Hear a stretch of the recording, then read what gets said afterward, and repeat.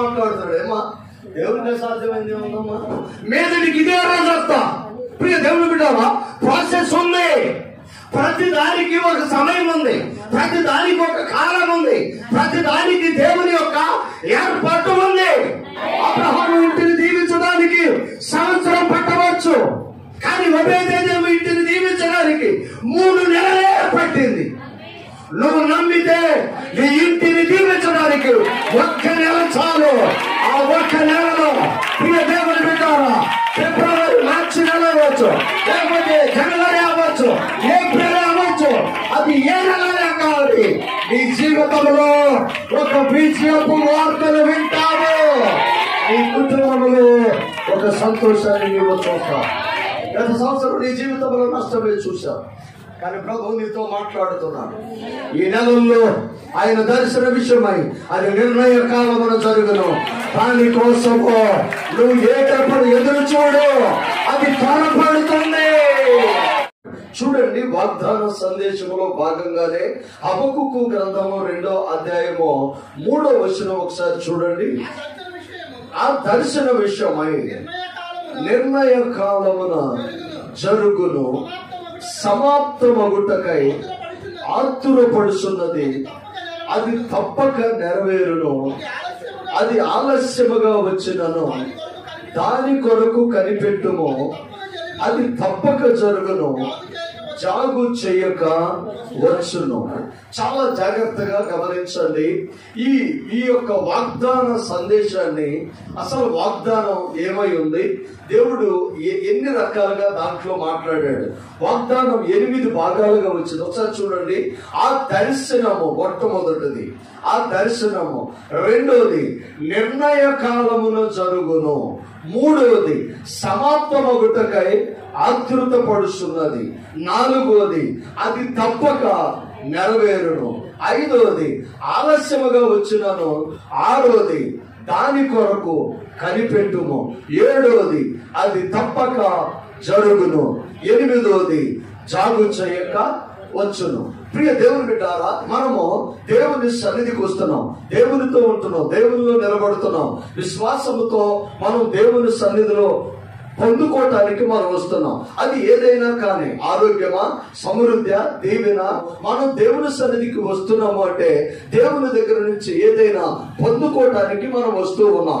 ప్రభు దగ్గర నుంచి మనం ఆశించాలి అంటే మొట్టమొదట ప్రియ దేవుని బిడ్డారా, పరిశుద్ధంగా ఉండాలి, నీతిగా ఉండాలి, విశ్వాసంతో ఉండాలి, దేవుని వైపు నీవు నమ్మకంగా ఆశ కలిగి ఎదురు చూస్తూ ఉండాలి. మొదటిది ఏమన్నాడంటే ఆ దర్శనము అని అంటాడు. దర్శనం అంటే సీనాయి పర్వతం మీద మోషేని దర్శించిన దేవుడు ఆ తర్వాత కాలంలోనికి వచ్చి ఇప్పటికి అనేక మందిని ఆయన దర్శిస్తూ వస్తాడు. దర్శించిన ప్రతిసారి వాళ్ళతో మాట్లాడుతూ ఉన్నారు. ప్రభు ఇచ్చిన దర్శనం, ప్రభు ఇచ్చిన వాగ్దానం, ప్రభు ఇచ్చిన ప్రవచనం, ప్రభు ఇచ్చిన మాట అది ఖచ్చితంగా నెరవేరుతుంది. దానిని నమ్మకుండా ఉండలేము. అక్కడ అంటాడు కదా, ఆ దర్శన విషయమై స్పష్టముగా పలక మీద వ్రాయువు అంటాడు. ప్రియ దేవుని బిడ్డారా, దేవుడు నిన్ను ఎలాగ దర్శించాడో దాన్ని మర్చిపోకూడదు. దేవుని దాసుడు ద్వారా ఏ వాగ్దానం వచ్చిందో దాన్ని మర్చిపోకూడదు. ప్రవక్తల ద్వారా ప్రవచించిన ప్రవచనాన్ని నీవు ఎప్పుడైతే మర్చిపోకుండా జ్ఞాపకముగా ఉంచుకున్నావో నీ జీవితంలో నీవు గుర్తు పెట్టుకోవాల్సిందంటే అది ఖచ్చితంగా నెరవేరేది. యోవేలు ప్రవచన గ్రంథము 2వ అధ్యాయము 28వ వచనం ఒకసారి చూడండి. తరువాత నేను సర్వజనుల మీద నా ఆత్మను కుమ్మరించదను, నీ కుమారులను మీ కుమార్తెలను దర్శనములు చూతురు. చాలా జాగ్రత్తగా గమనించాలి. ప్రియ దేవుని బిడ్డారా, ప్రభు కృప మనతో కూడా ఉన్నది. ఆయన మనతో ఉన్నవాడై ఉన్నాడు. ఆయన మన ప్రతి అవసరతలు తీర్చి మనల్ని దర్శించి ఉన్నతమైన మేలులతో మనల్ని నింపే దేవుడై ఉన్నాడు. ప్రియ దేవుని బిడ్డారా, నేను సర్వజనుల మీద నా ఆత్మను కుమ్మరిస్తాను. చాలా జాగ్రత్తగా గమనించాలి. ప్రియ దేవుని బిడ్డారా, దేవుని ఆత్మ పొందుకోవాలి అంటే నీ కులం అవసరం లేదు, మతం అవసరం లేదు, నీ వర్గం అవసరం లేదు, నీ ప్రాంతం అవసరం లేదు. నీవు దేవునితో ఉంటే, దేవునితో నడిస్తే దేవుని ఆత్మ ఆత్మాభిషేకం నీలో ఉంటే, నీవు ఆర్చగలిగి ఉంటే, ఇప్పుడైనా నిన్ను ఖచ్చితంగా ఆయన దర్శించే దేవుడై ఉన్నాడు. ప్రియ దేవుని బిడ్డారా, పరిశుద్ధాత్మ దేవుని సన్నిధి మనతో కూడా ఉన్నది. మనం దేవుని మందిరంలోకి వస్తున్నాం. మనమైతే ప్రియ దేవుని ఆయన అంటాడు కదా, నీ యవ్వనులు దర్శనములు చూస్తారు. ప్రియ దేవుని బిడ్డారా, మనం అనుకుంటాం ఎవరి బిడ్డలకు దర్శనాలు రావు అనుకుంటాం. కానీ ఏమైనా ప్రవచనం అంటాడు, అంచె దినములు అపాయకరమైన దినములు, సాతాను ఏలుబడి చేస్తున్న దినములు ప్రవచనము నెరవేర్పు జరగని ఆ దినాలలో ఆయన అంటాడు కదా, దేవుని మీద ఆధారపడితే, దేవుని నమ్మితే, దేవుని విశ్వసిస్తే, దేవుని సన్నిధిలో నమ్మకంగా ఉంటే అక్షరములలో కూడా నా ఆత్మను యవ్వనుల మీద కుమ్మరిస్తాను. ప్రియ దేవుని బిడ్డారా, దేవుని ఆత్మ కుమ్మరింపు మనకు కావాలి. రెండోదంటాడు ప్రియ దేవుని బిడ్డారా, కీర్తన 11:17 చూడండి. నీతిని ప్రేమించువాడు యథార్థవంతుడు, ఆయన ముఖ దర్శనము చేస్తారు. మోషే కొండ మీదకి వెళ్ళినప్పుడు దేవుడు మోషే చూసిన దర్శనం. ప్రియ దేవుని బిడ్డారా, రూపాంతర కొండ మీదకి యేసు తన శిష్యులను 3 వెంబడబెట్టుకొని వెళ్ళినప్పుడు ఆ శిష్యులు చూసిన ముఖ దర్శనం. కీర్తనలు 17:17 నేనైతే నీతి గలవాడునై నీ ముఖ దర్శనము చేసేదాం. ప్రియ దేవుని బిడ్డారా, ఆత్మ లేనివాడు ఆత్మ అంటే పరిశుద్ధాత్మ ఆ యొక్క ఏలుబడి కిందకి రావాలి. పరిశుద్ధాత్మను ఒప్పుకోవాలి, పరిశుద్ధాత్మను అంగీకరించాలి.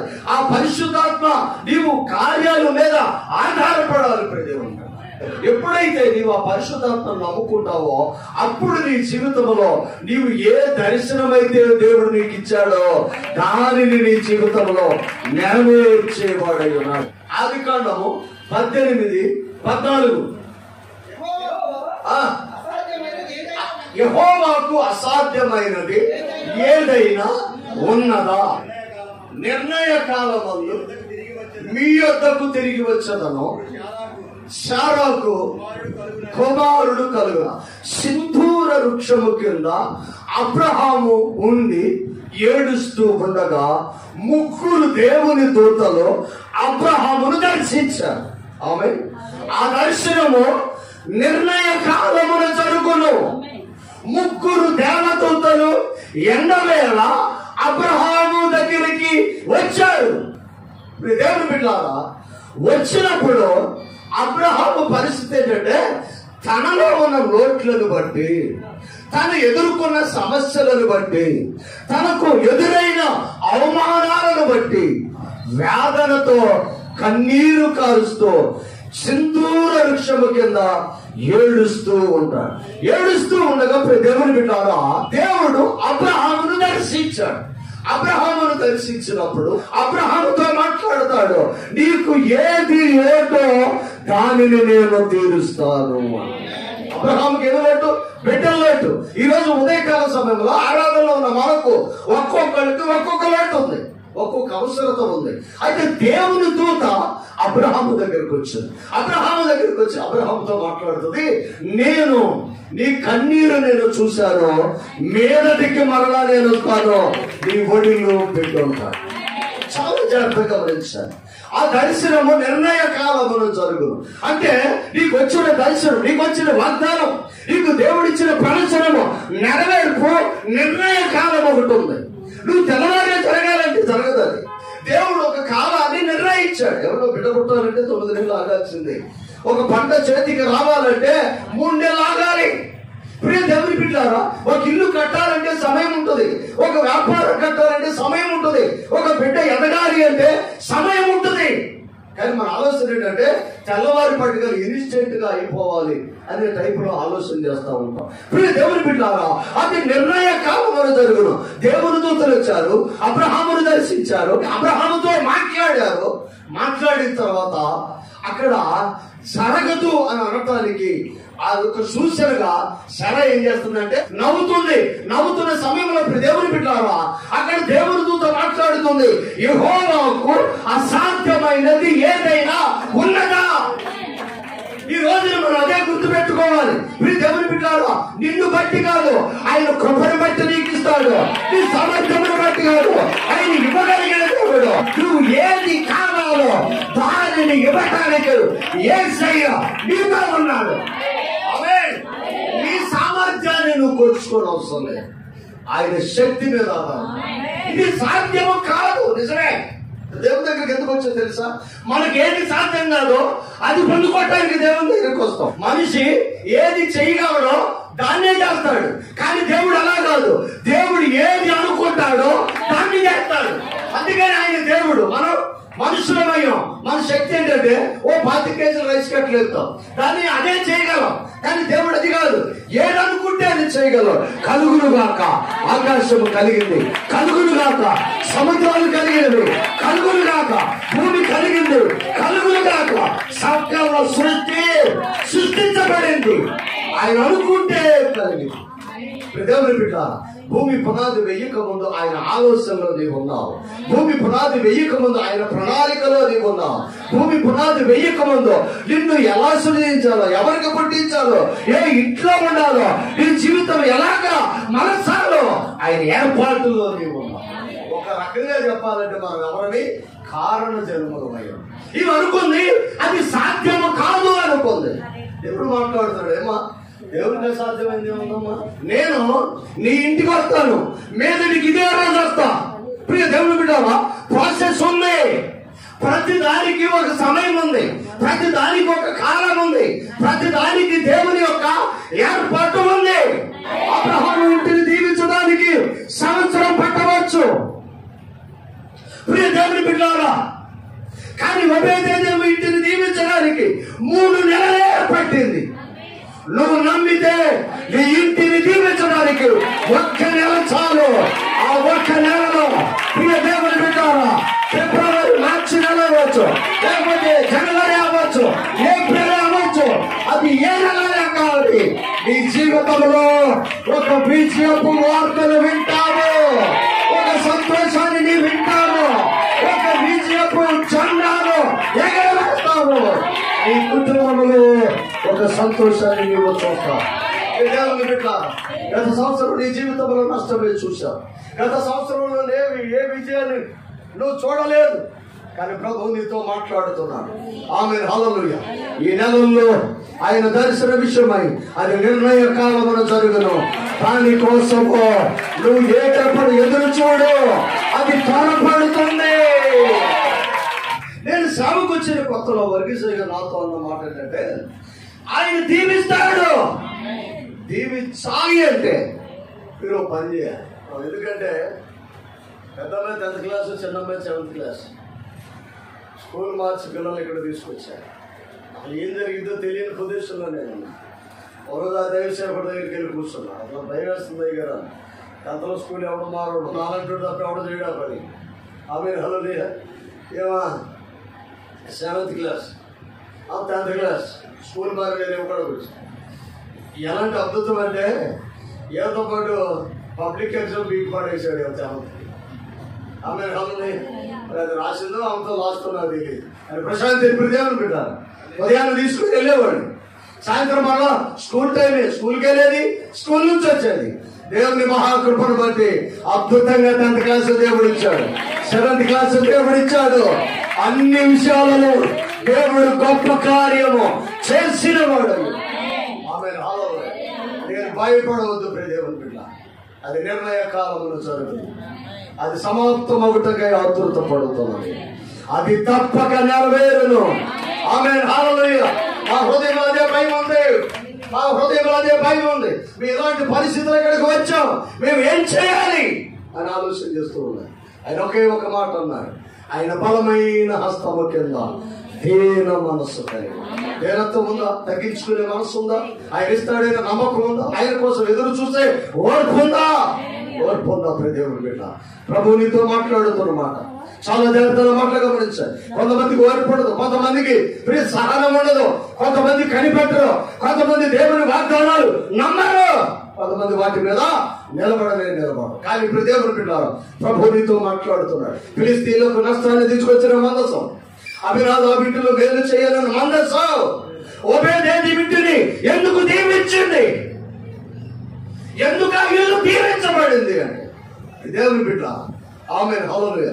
వాళ్ళు దేవునితో ఉన్నారు కనుక, ఆ మందసపు విలువలు వారు పొందుకున్నారు కనుక వారు దీవించబడుతూనే ఉన్నారు. సంగమా దేవుని బిడ్డ, దేవుని మందిరంలో మనం ఆమేన్ హల్లెలూయా దేవుని సన్నిధిలో దేవుని బిడ్డారా, ఓబేదేదు కుటుంబం ఉన్నట్లుగా మనం ఉండాలి. నోవాహు కుటుంబం ఉన్నట్లుగా మనం ఉండాలి. దావీదు కుటుంబం ఉన్నట్లుగా మనం ఉండాలి. ఎప్పుడైతే నీవు దేవుడితో నడవటం మొదలు పెడతావో నిన్ను, నీ కుటుంబం, నీ వ్యాపారాన్ని, నీ బిడ్డలను యేసయ్య విజయం వైపు నడిపిస్తారు. నమ్మండి ప్రియ దేవుని బిడ్డారా, ఈ మార్చి ఏప్రిల్ నెలలో నీ బిడ్డల ద్వారా ఒక విజయపు వార్తలు మీరు వినబోతున్నారు. అది ఎగ్జామ్ లో పాస్ అవటమే కావచ్చు, ఉద్యోగాలు రావటం కావచ్చు, కొన్ని కాలేజీలో సీట్ రావచ్చు, సమృద్ధిగా సమకూర్చడం కావచ్చు. అది ఏదైనా కాదు, మీ ఇంటిలో అది నెరవేరబోతుంది. దాని కొరకు కనిపెట్టము. అది ఆలస్యం ఇప్పటికే అవుతుంది, అది వేగరపడుతుంది. ఆమేన్ హల్లెలూయా. నాకు కాదు అని అనొద్దు. అది అయితే చెప్పండి, అది అయితే ఆమేన్. ఏమండి, రత్నశాల వైజాగ్ వెళ్ళడానికి 6 గంటల బయలుదేరి విజయవాడ, 9-8:30కి రాజమండ్రి వెళ్ళాలి. రాజమండ్రిలో ఒక వ్యక్తి ఏమవుతాడు, నిలబడి ఉంటాడు. అతనికి ఏమో తెలుసా ఇక్కడ ఏం జరుగుతుందో, విజయవాడ వెళ్ళిపోయింది ఎక్కడుందో ఏం తెలియదు, కానీ నిలబడి ఉంటాడు. ఎందుకు 9 అయితే రత్నశాల ఎక్కడ కావాలి, రాజమండ్రి రావాలి. ఏముంది అసలు ఏమన్నా నీకు తెలివి ఉందా, బుద్ధి ఉందా అంటే ఉండవు. నాకు బుద్ధి ఉందని అడుగుతావేంటి? 9కి వస్తుంది ఇక్కడికి.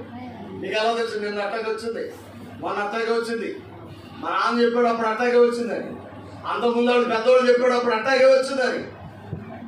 మరి ఇప్పుడు కూడా అలాగే వస్తుంది. వాళ్ళు చెప్పారు, నేను నమ్మాను, అది వస్తుంది. సరే, ఆయన పక్కన పెడతాం. ట్రైన్ డ్రైవర్ ఏంటి ఎలా ఉంటుంది? 9కి నేను రాజమండ్రిలో పెట్టాలి. ఏం చేస్తాడు? ఒకళ్ళు లేటుకు బయలుదేరుతాడు. లేటుకు బయలుదేరితే ఏమవుతాడు? స్పీడ్ చేస్తాడు. అవునా? 9కి నేను రాజమండ్రిలో బయలుదేరాలి. ఆమేన్ హల్లెలూయా. రాజమండ్రిలో ఉన్న సంగతి డ్రైవర్ తెలుసా? సిస్టమ్ ఏంటి, దానికి ఉన్న ఆ నియమం ఏంటి? 9కి నువ్వు రాజమండ్రి వెళ్ళాలి. ఆయన ఏమన్నా చెప్పాడో 9కి రాకపోతే పైన వేస్తానని, కానీ ఎంతదా 9కి వెళ్ళిద్ది. మీరు దేవుని బిడ్డారా, డ్రైవర్కి తెలియాలి 9కి అక్కడికి వెళ్ళాలని తెలుసు కాబట్టి ఖచ్చితంగా టయాన్ని రీచ్ అవుతాడు.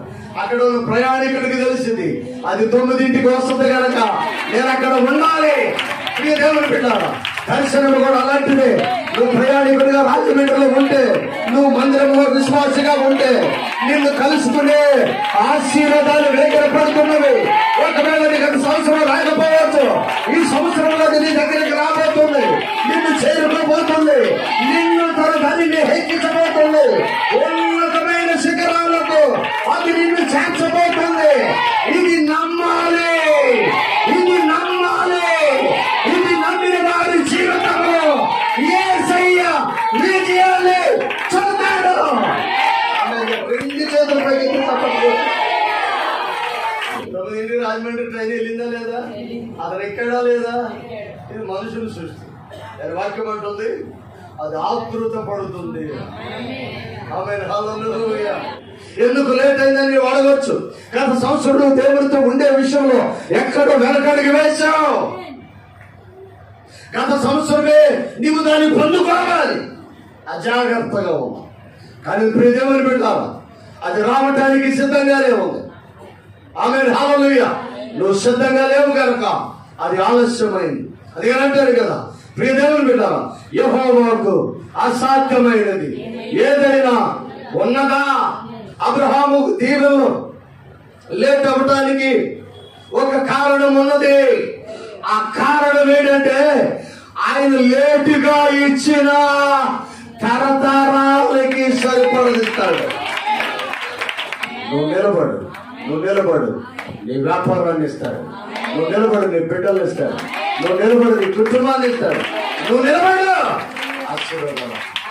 ఆ దర్శనము నెరవేరుటకు ఆతృత పడుతుంది. అది ఇప్పటికే ఆలస్యమైంది. అది సమాప్తమవుతున్నది. సమాప్తమవుటకు వేగిరపడుతుంది. సంగమా, దేవుని బిడ్డ, విశ్వాసంతో నిలబడండి. ఇది నా జీవితంలో అవ్వదు అని మనం ఎప్పుడు అనుకోవడం. అది నిన్ను కలిసిపోతుంది. అది వేగమే వస్తుంది. దేవుని బిడ్డ, విశ్వాసంతో ఎదురు చూడు.